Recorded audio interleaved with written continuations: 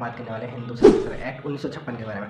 तो भाई इस एक्ट के बारे में आपने बहुत सुना होगा, पर इस एक्ट को जितना भाई सुनने में ईजी लगे उतना भाई समझने में बहुत कठिन है। मैंने जब इसके बारे में पढ़ रहा था तो भाई मुझे समझने में से बहुत समय लग गया, इसीलिए वीडियो बहुत ज़्यादा लेट हो गई है, क्योंकि वीडियो नहीं तो रेगुलर आती थी, अब बहुत ज़्यादा लेट हो गई है। तो अब जो मेरी समझ में आया मैं आपको समझाने का प्रयास करता हूँ। अगर जो आपको ना समझ आए तो भाई वीडियो रिपीट करके आप देख लेना। तो आओ स्टार्ट करते हैं। एक्ट 1956 का सेक्शन 8 में कहीं ना कहीं 4 क्लॉज दिए गए हैं। जिस 4 क्लॉज में पहला क्लॉज जो है उसमें ये बताया गया है कि सबसे पहला वर्ग जो है जिसमें 16 कैटेगरीज आती हैं, वर्ग यानी जिनको प्रॉपर्टी दी जाएगी। अगर तो कोई सपोज कोई व्यक्ति मर जाता है, कोई मेल मर जाता है, तो उसकी प्रॉपर्टी 16 कैटेगरी में बांटी जाएगी। अगर जो 16 कैटेगरी प्रेजेंट नहीं है तो वर्ग 2 के जो 9 कैटेगरी हैं उनमें बांटी जाएगी। अगर जो 9 कैटेगरी भी अवेलेबल नहीं है तो फिर कहीं ना कहीं जो मृतक के गोत्र हैं यानी एग्नोगेंट्स हैं उनको दी जाएगी।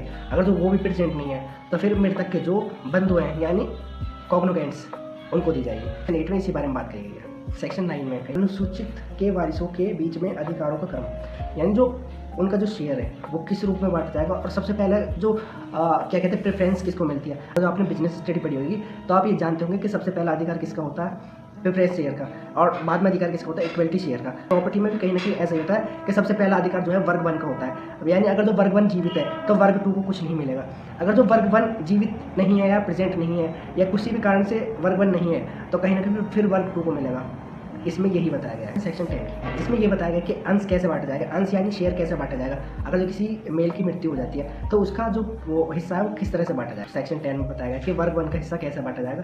तो इसके कहीं ना कहीं 4 नियम हमको देखने को मिलते हैं, तो उसको डिस्कस करते हैं। रूल फर्स्ट, अगर जो मृतक व्यक्ति की पत्नी या पत्नियाँ, कितनी भी पत्नियाँ हो सकती हैं, 2 4 हो या 6 हो, जितनी पत्नियाँ होंगी सबको बस एक ही शेयर मिलेगा। मतलब पूरी जो पत्नियाँ हैं उनको केवल एक ही शेयर मिलेगा, उसी शेयर में से उन्हें डिवाइड करना होगा। वैसे तो हिंदू एक्ट है उसमें कहीं ना कहीं 2 विवाह का कॉन्सेप्ट नहीं है। अगर 2 विवाह कर भी लेता है तो उनको केवल एक हिस्सा मिलेगा, क्योंकि उनको एक ही माना जाता है, उनको अलग अलग नहीं माना जाता। तो उसमें से वो अपना बांट सकती हैं, जो भी उनका बांटना चाहे, केवल एक हिस्सा मिलेगा। नियम 2 में ये बताया गया है कि पुत्र और पुत्री को एक एक हिस्सा दिया जाएगा। नियम 3 में कहीं ना कहीं ये बताया गया है कि अगर जो मृत व्यक्ति के जो बेटा है वो मर चुका है तो जो मर चुका बेटे का हिस्सा है वो कहीं ना कहीं पोतों को मिल जाएगा एक हिस्सा।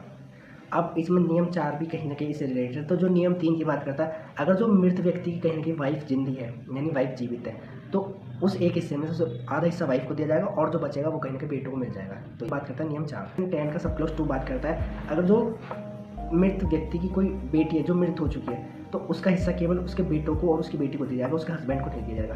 यही बात हम नियम 3 पढ़ रहे तो उसमें वाइफ को हिस्सा दिया जा रहा है, पर सब क्लॉज 2 में कहीं ना कहीं हस्बैंड को हिस्सा नहीं दिया जा रहा है। तो इसमें यही बताएगा। अब बात करते हैं सेक्शन 11 की, जिसमें वर्ग 2 के बारे में पता गया कि उनका संपत्ति का डिस्ट्रीब्यूशन कैसे हुआ। तो वर्ग 2 में कहीं ना कहीं अगर जो उनके बेटी बेटा पत्नी वत्नी अगर जो जीवित नहीं है तो उनमें कहीं ना कहीं वो व्यक्ति आ जाते हैं, जैसे उनके पिता माता ये सब आ जाते हैं। अगर जो वो जीवित हैं तो उनको इनका हिस्सा दे दिया जाएगा, एक हिस्सा बनता है तो वो ले सकते हैं। तो यूँ ही इस धारा 11 में बताया गया। तो आज की वीडियो भाई इतनी, आई होप आपको समझ में आया होगा। अगर तो भाई ना समझ में आया तो वीडियो रिपीट करके देख सकते हो।